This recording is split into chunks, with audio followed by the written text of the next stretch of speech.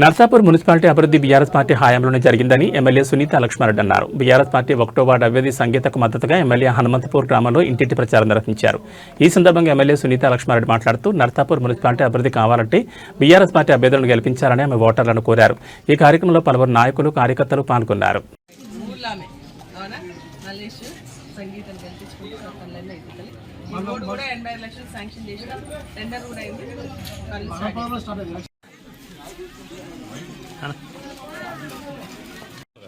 BRS party ఆధ్వర్యంలో మరి BRS party అభ్యర్థులను కారు గుర్తుకే ఓట్లేసి కేసీఆర్ గారి నాయకత్వాన్ని బలపరచండి అని చెప్పేసి హనుమంతాపూర్ నుంచి 1వ వార్డు నుంచి మా ప్రచారాన్ని ప్రారంభించడం జరుగుతోంది.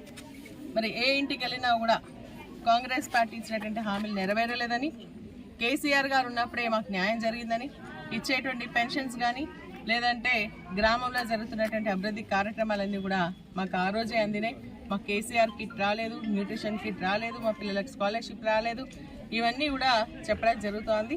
ప్రజలందరూ కూడా మరి చేసిన అభివృద్ధి కార్యక్రమాలు మేము చెప్తా ఉన్నాం, చేయబోయేటువంటి కార్యక్రమాలు కూడా చెప్తా ఉన్నాం. ప్రజల మంచి రెస్పాన్స్ వస్తుంది. బీఆర్ఎస్ పార్టీ ఖచ్చితంగా గెలుస్తుంది.